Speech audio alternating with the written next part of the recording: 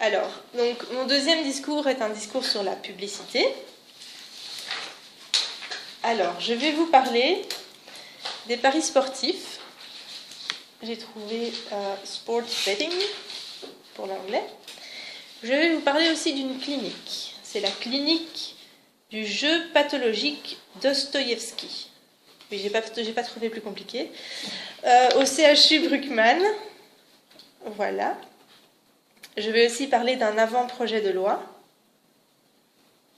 Draft bill, je suppose. Arrêtés royaux. Royal decree, I guess. Alors aussi, je vais vous parler toujours d'un truc bien belge, évidemment. La commission des jeux de hasard, qui se dit The Gaming Commission pour l'anglais. Voilà. Et je commence. Nous vivons dans un monde où la publicité est omniprésente. Cela peut être une bonne chose, car nous sommes toujours informés des nouveaux produits qui arrivent sur le marché. Nous sommes informés des avantages de ces produits. Mais pour moi, tout ceci est une illusion. Je pense que lorsqu'il s'agit de publicité, tout est mensonger.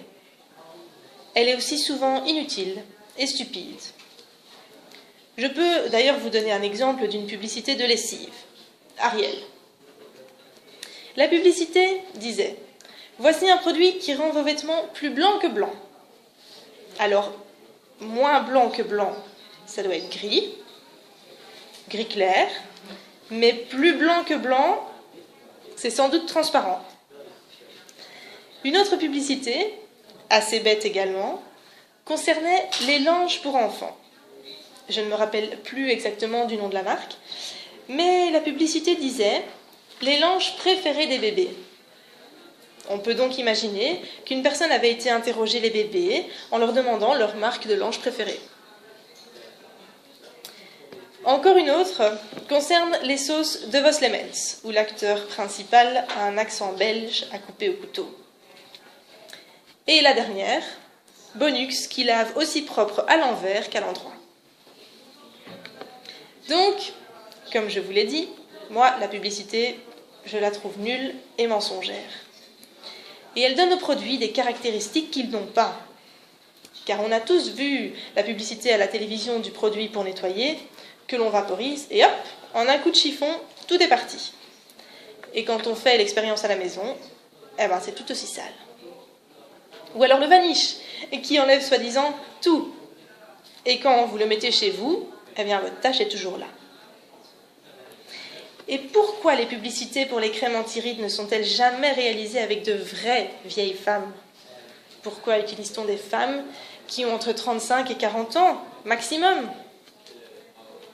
Mais bon, tout ceci n'est pas très grave, c'est vrai. Par contre, il n'y a pas, en Europe, de restrictions pour les produits qui peuvent être dangereux. Ainsi, les publicités peuvent en dire tout ce qu'elles veulent. Et dans certains cas, c'est dangereux. Permettez-moi de vous parler de deux produits qui sont reconnus par les médecins comme nuisant fortement à la santé, à savoir le tabac et l'alcool. Et souvent, les deux produits sont combinés. En effet, lorsque vous lisez des dossiers médicaux, vous verrez que l'on parle souvent des dégâts de l'alcool et du tabac.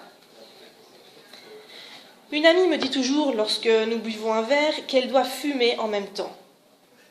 C'est assez ennuyeux, car en Belgique, il est désormais interdit de fumer dans les établissements, et donc nous devons sortir. Mais ces deux produits, qui sont souvent consommés ensemble, ont un traitement totalement différent en ce qui concerne la publicité. En Europe, les publicités pour le tabac sont interdites. Comme je vous le disais, vous ne pouvez désormais plus fumer dans les bars et dans les restaurants en Belgique. Et les fabricants de tabac doivent inscrire sur les paquets la phrase « Fumer nuit gravement à la santé ». Alors, c'est peut-être une bonne chose, mais d'un autre côté, il n'y a aucune restriction en ce qui concerne l'alcool. Ni au niveau national, ni au niveau européen. Nous ne faisons rien pour avertir les consommateurs des dangers de l'alcool. Ou, s'il y a une publicité, elle se termine toujours par la fameuse phrase « à consommer avec modération. Mais la modération est un concept subjectif. Ce qui est modéré pour moi ne l'est peut-être pas pour vous, et vice-versa. C'est tout ce que nous disons pour l'alcool. Mais comment se fait-il qu'il y ait si peu de restrictions en ce qui concerne la publicité pour l'alcool? Eh bien, il y a différentes raisons à cela. L'alcool et les boissons alcoolisées font partie de notre patrimoine. Certaines de ces boissons se consomment depuis des siècles, voire des millénaires. Et chaque pays a ses propres alcools. Ici, en Belgique, nous sommes très fiers de nos bières, comme les Allemands. Les Britanniques sont très fiers de leur whisky ou de leur gin. Et les producteurs de vin sont très fiers de leur vin en France, en Italie, en Espagne, au Portugal et en Grèce et même au Luxembourg. Ces produits font partie de la culture du pays. Et puis, il y a les alcools forts, comme le cognac, l'armagnac, le calvados en France, la grappa en Italie, l'ouzo en Grèce, la vodka en Pologne, le porto au Portugal, etc., etc. Il faut un certain savoir-faire pour produire ces boissons alcoolisées. Et ce savoir-faire est transmis de génération en génération. Deuxième explication, pour laquelle il n'y a pas de restriction pour la publicité de boissons alcoolisées, c'est que l'alcool est un produit alimentaire. En effet, l'alcool est souvent associé à l'alimentation. Nous avons d'ailleurs des pralines fourrées à l'alcool, les Mon Chéri par exemple. Nous utilisons du vin dans certaines recettes, le coco vin. Dans les pâtisseries, on retrouve du rhum. Si vous mangez un steak, vous pouvez le flamber au cognac ou à l'armagnac.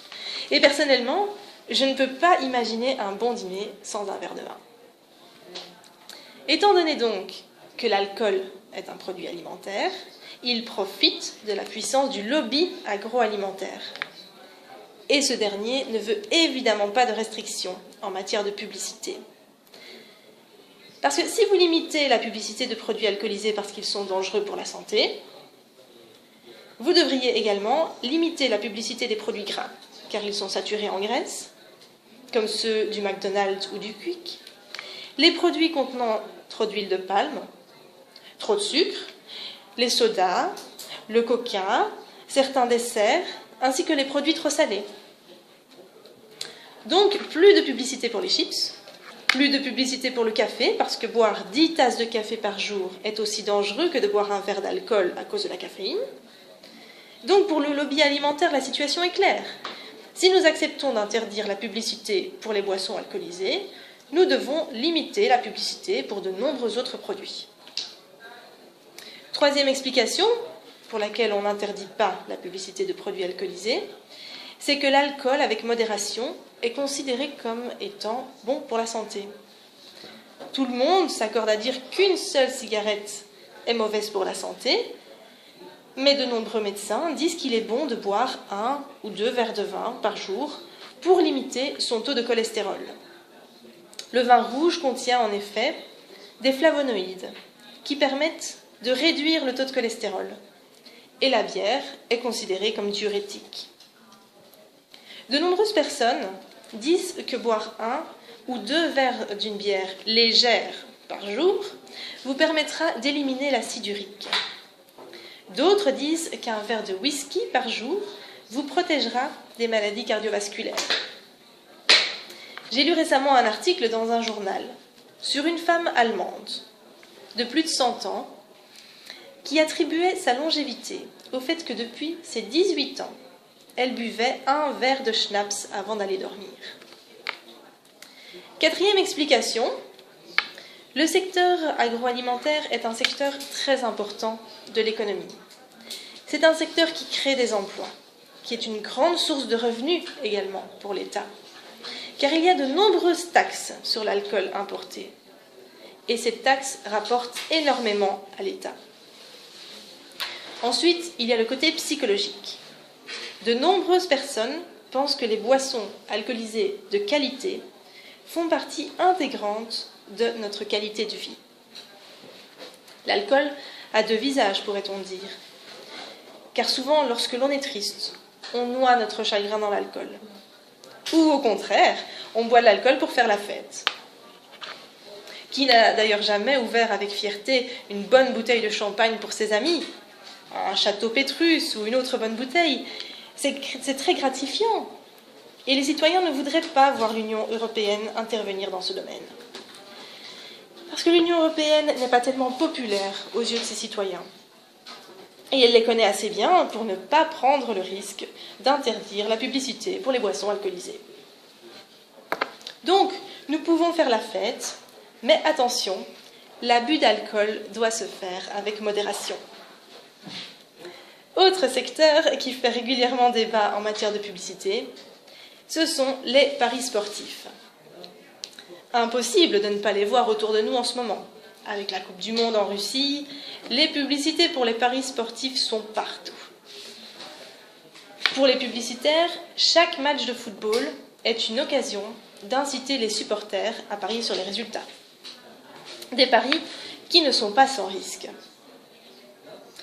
Le fondateur de la clinique Jeux pathologiques Dostoïevski au CHU Bruckmann disait des paris sportifs et qu'ils sont une porte d'entrée pour des personnes qui n'ont jamais joué et qui commencent à parier. Tout joueur commence son expérience du jeu par le gain. En effet, ils sont tous attirés par ces sommes astronomiques que l'on peut gagner. Mais après le gain, eh bien, il n'y a plus nécessairement de gain. Et pour lui, les circonstances festives du mondial de football augmentent ce danger. C'est un stimulant, c'est discret, c'est efficace, dit-il. Et quelque part, ça obligerait peut-être les gens à faire l'expérience du jeu tellement ils en entendent et tellement on leur dit qu'il faut parier parce qu'ils ont énormément de sous à gagner. Et à perdre, devrait-on rappeler. Ici donc, on souligne l'effet stimulant des publicités sur les joueurs potentiels.